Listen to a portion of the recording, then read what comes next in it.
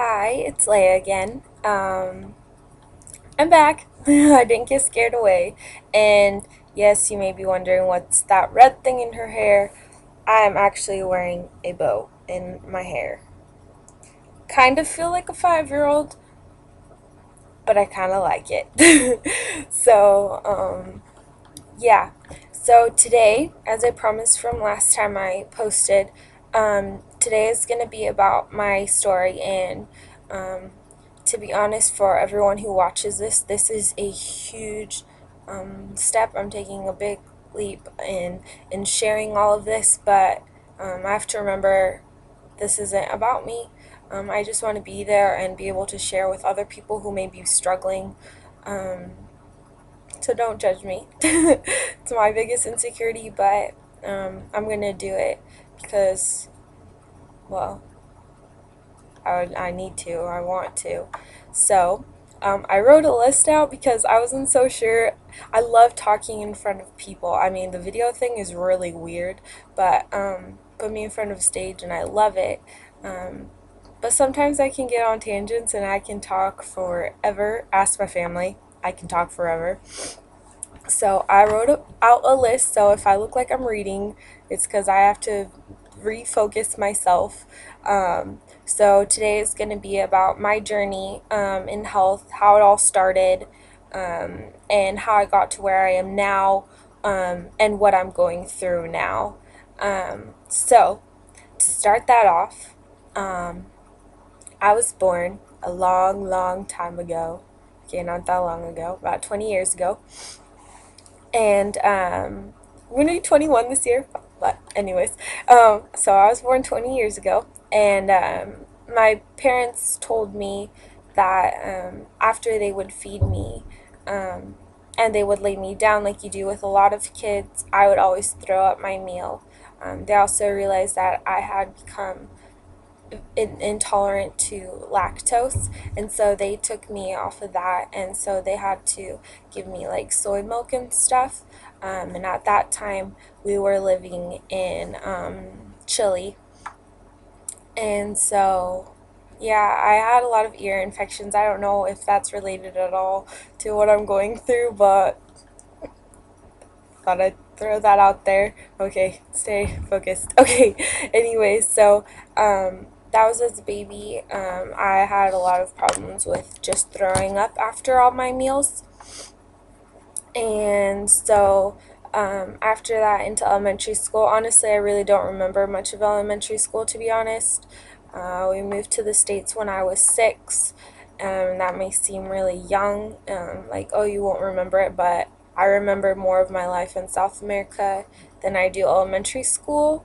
Um, so, really, the only memories I have are from 6th grade, that I can remember, and that's when I remember feeling more and more sick. I remember getting sick, like walking pneumonia and stuff, lots of colds and stuff. I remember missing school a lot, crying a lot. My mom was actually the yard duty, which was good and bad.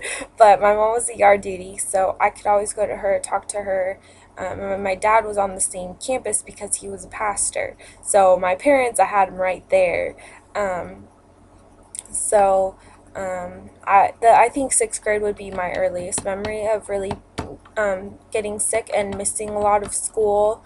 Then into junior high. Junior high, after 6th grade, when I was getting sick all the time, junior high was the time when my mom decided to get me a real doctor instead of like the family practitioner or whatever that we would go to. And so I got my own grown-up doctor or whatever, and she was good.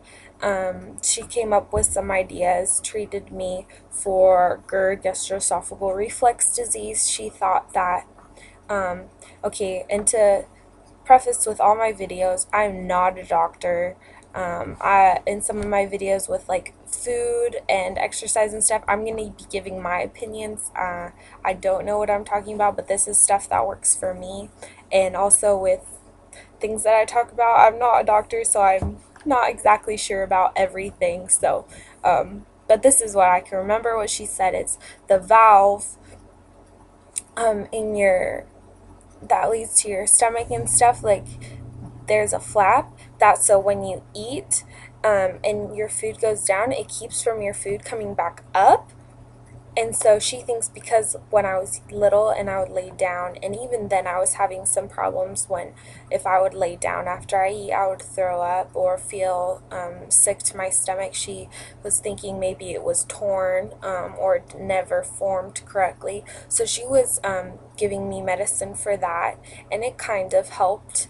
Um, and it seemed to be getting a little bit better. I switched some doctors because, okay, you don't even want to know how many doctors I've had. I've had so many doctors, it's ridiculous. Switched a lot of doctors. And so into high school is when it got worse. Not just in the sense of physically getting sick all the time, but I started to have panic attacks and anxiety, which that is leading me into next time. That's going to be my topic. I'm not going to talk about that. That's also a even bigger insecurity.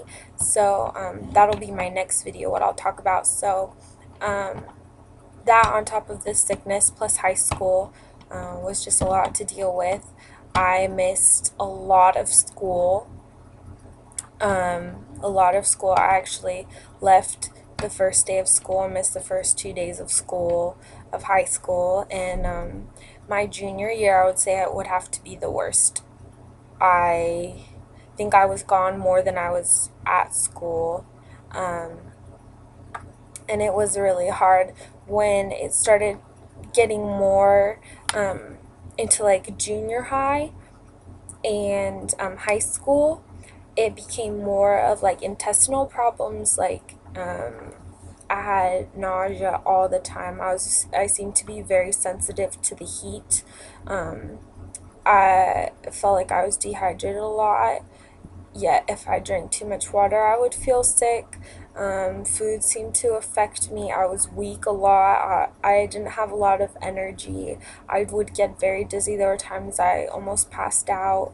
There was vomiting, of course, diarrhea, different sicknesses like like a cold or something. I was very susceptible to whatever illnesses were going around school. I just was always sick, like the cramping in your stomach or an upset stomach, a lot of just stomach problems seemed to get worse. And in high school, one thing that really got me through was track. I was a sprinter, and the only problem with that was I was taking aspirin all the time because I had shin splints. And because I suffer with an illness, when I found out I had shin splints, I didn't want to tell anybody because I didn't want to seem weak because I already felt weak from all my stomach problems. So I was taking aspirin all the time once I finally told somebody. And what actually was worse was aspirin's very hard on your stomach, and I was taking bare aspirin, which is also very hard on your stomach. So that was actually making me feel worse. It was a lot of stress on my body.